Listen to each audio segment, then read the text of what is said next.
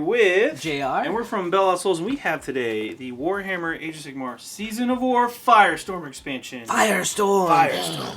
Conquer the war-torn lands of the Flamescar Plateau. Ooh. So, what is this? That's a great question that I just asked myself. Yeah, it is a map-based campaign game, book, box set, rule set, whatever you want to call it. It is meant to help you play like some really cool campaigns in the world of the Age of Sigmar, the Mortal Realms? Yeah, the Mortal Realms, the 8 realms.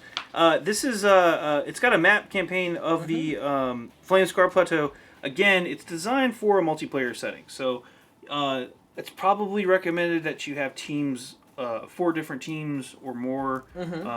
Probably want at least 4 players, 1 for each faction. Yeah. Order, Death, Destruction, and Chaos. And you can have players for each faction. But what's cool about this is that it's a map campaign that GW has produced that anybody can run. You can modify it however you want. You can just grab it and go. I'm excited to dive into this because you know I love narratives. I do too. So let's go ahead and jump into the Firestorm campaign here.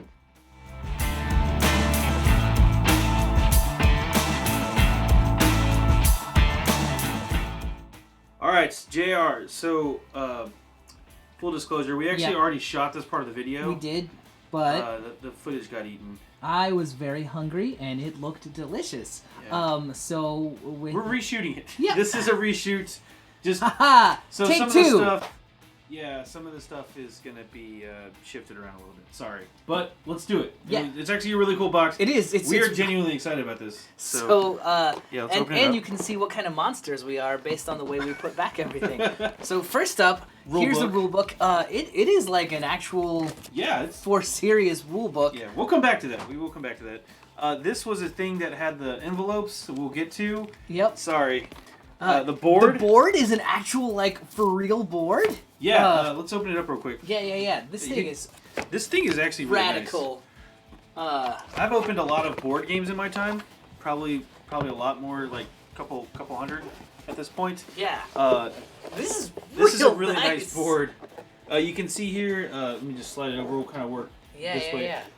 You've got these little starter areas. I guess you can put like a city sticker. We'll get to that. Yeah. But they're each different sections that you can fight over.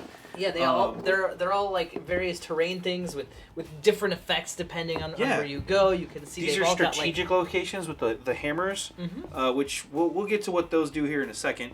But I want to point this out too. This is kind of I've done so many board games.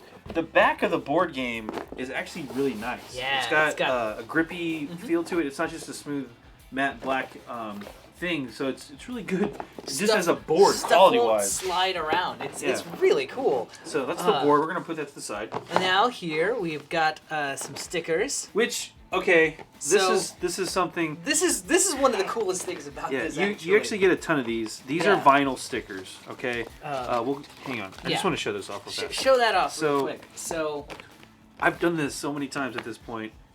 Boom. It's on there, right? It's on there, right? Shake it. Still on there, right? Oh no, what if we change the game? What? JayArr, the first time I did this, he goes, "Adam, you're a monster! Why would you ruin the board?" Because I thought he was putting the sticker on and it was going to be stuck there forever. And then when you're done, you can just put it right back on the sheet, and then maddening. It's maddening. Yeah, it's because there's a special there's I don't know if you can see it there. There's a bit of a sheen to it, a glossy finish to it, and these vinyl stickers stick to that, and then you can remove them. So anytime your buddy Mac gets mad and tries to flip the board over in a rage, it stays there. Everything up. It doesn't mess everything up. We've got stickers that show off like the realm gate. You got realm gates here. You've got different factions, including different everyone's armies, favorite chaos guys and storm boys. Chaos guys. Yes, there's actually a set of stickers for chaos, order, death, and destruction. Again, color coded there. It's got the different symbols there. So Iron Jaws, death, the different types of Stormcast, chaos symbols. So these are your army markings that you can put if you want to label your armies and stuff as you move around the table. You can write them in and all that totally good stuff. It's awesome. It's really cool. Yeah, and then these are the envelopes I was talking about. These you can use to store your deck cards, which we'll get in a minute. But there's 4 different ones, again representing the 4 different factions. And they're just envelopes If you want to do like secret objectives or whatever, you can do stuff like that. Yeah. Which, cool. Speaking of secret objectives. Yes. There are 4 different decks of faction cards. Yep. So these things.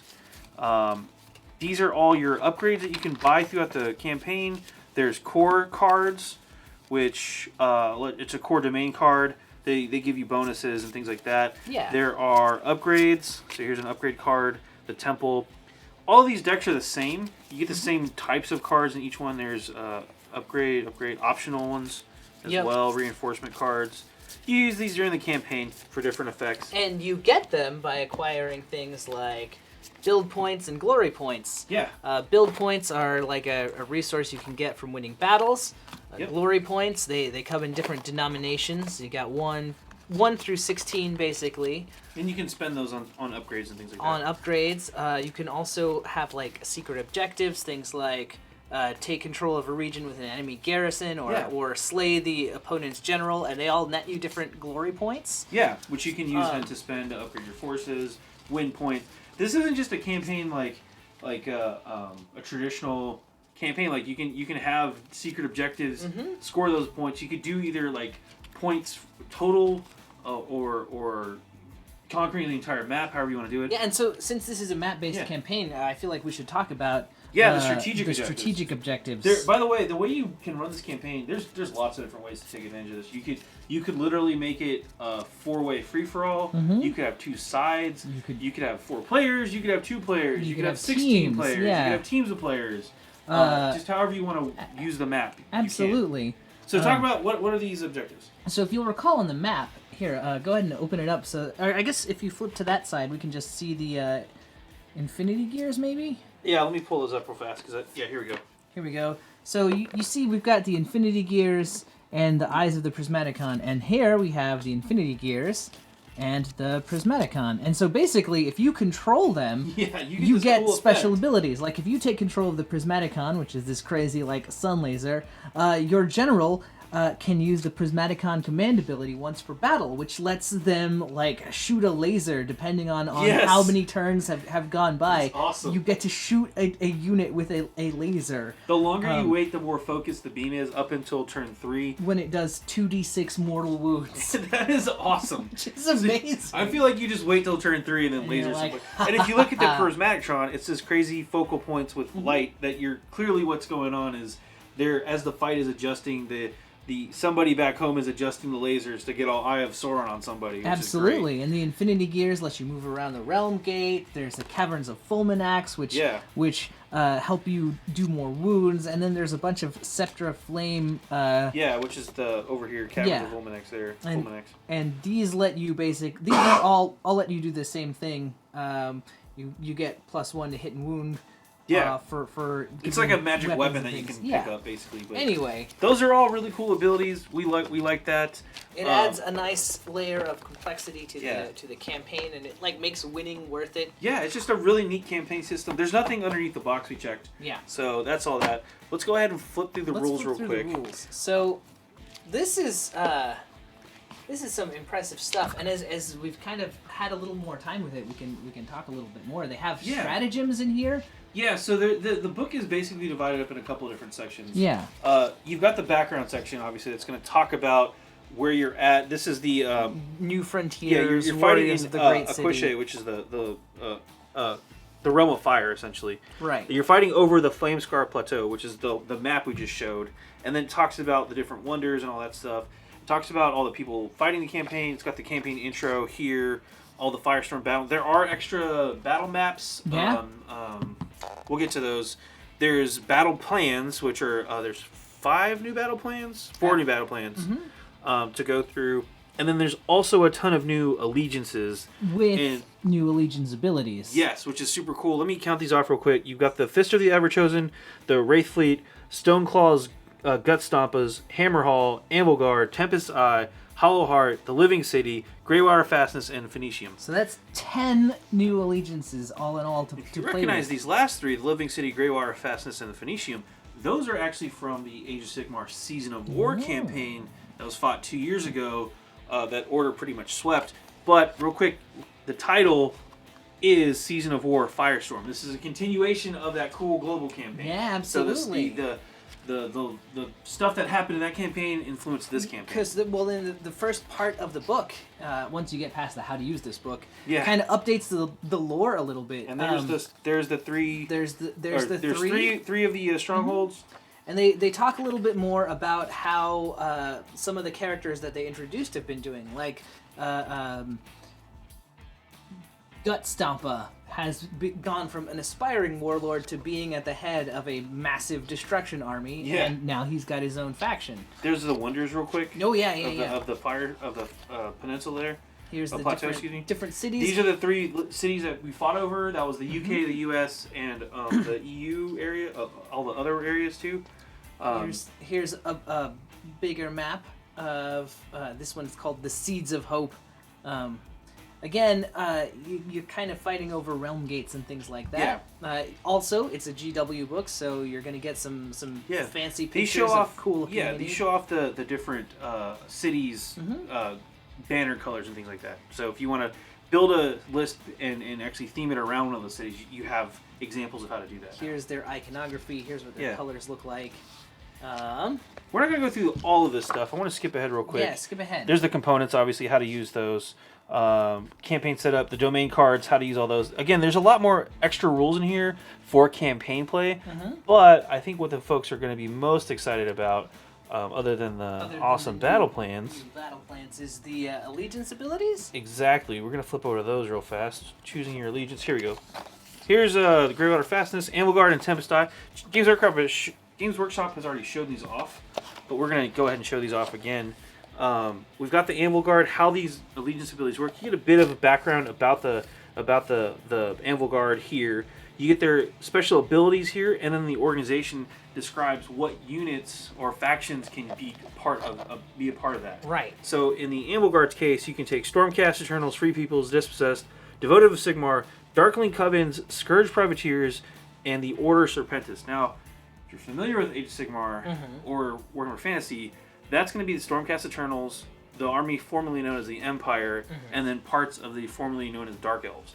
So that's what those are. Which is a pretty cool combination. Similarly, if you're fighting for the Tempest's Eye, you get Stormcast Eternals, Free Peoples, the Caradron Overlords, Swifthawk Agents, and the Eldritch Council. Which is super cool. Right. Now, again, you could have taken these allegiances before just as an overall, Order army, right? Sure. And you would have been able to use the Order allegiances, because they're all Order, you can all do that. Right. But with these allegiance abilities, it kind of narrows the focus a bit and gives you more options. It gives you a little bit more depth, too, so that your arm, an Anvil Guard army feels very different from a Tempest's Eye absolutely. army. You have your unit, your army abilities that are just.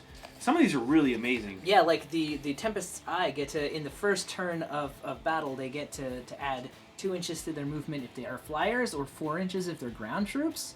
Yeah. Yeah. Yeah, it's pretty awesome. Yeah, you add 2 to the move characters in the Tempest Eye army first turn, 4 if they're flyers. So you gotta flip. Oh, but yeah. oops. And then you also add 1 to the save rolls from units with the Tempest Eye army in the first round of battle, which is pretty awesome. It helps you get across the board a little quicker and it's more survivable. Totally. This one's pretty mean too. Roll a die for each enemy unit within 1 inches of a unit from the army. On a 5 or more, that unit must immediately move 6 inches. Can't run away. Yeah, must move 6 inches.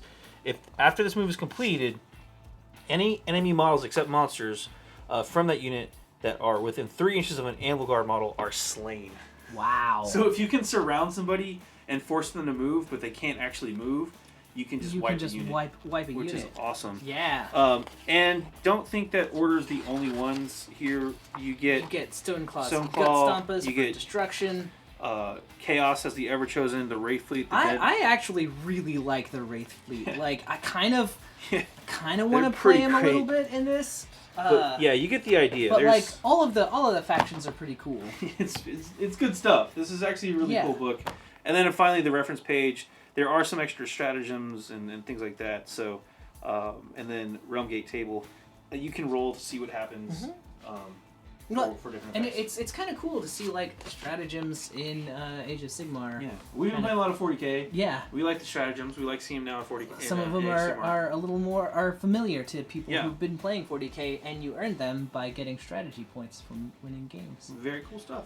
Yeah. But yeah, we were both shocked and pleasantly surprised. Yeah, this thing is like serious business. Yeah. You get so much stuff in one box. Like you're gonna have weeks worth of entertainment, and the campaign will be different every time. Yeah, you every play time you want to play the campaign is different, and we encourage you to try out those different allegiance abilities. Games Workshop has said they are going to be used in match play, but again, if you're going to a tournament, always check with the TO to make sure. But they are GW approved for match play, so I think that's great. I think it's really cool. Yeah, I'm excited to see more stuff like this. I mean, I'm a sucker for maps and this kind of narrative. Yeah, I'm trying to get the BoLS Crew. After we opened this up, we had a serious discussion about doing a campaign league or something. So yeah, it might happen. It might happen now. So anyway, this should be out, or at least available for pre-order by the time you're watching this. Yeah. So go check it out. I'm AdamHarry. I'm JayArr. We're both from BoLS. Thanks for watching.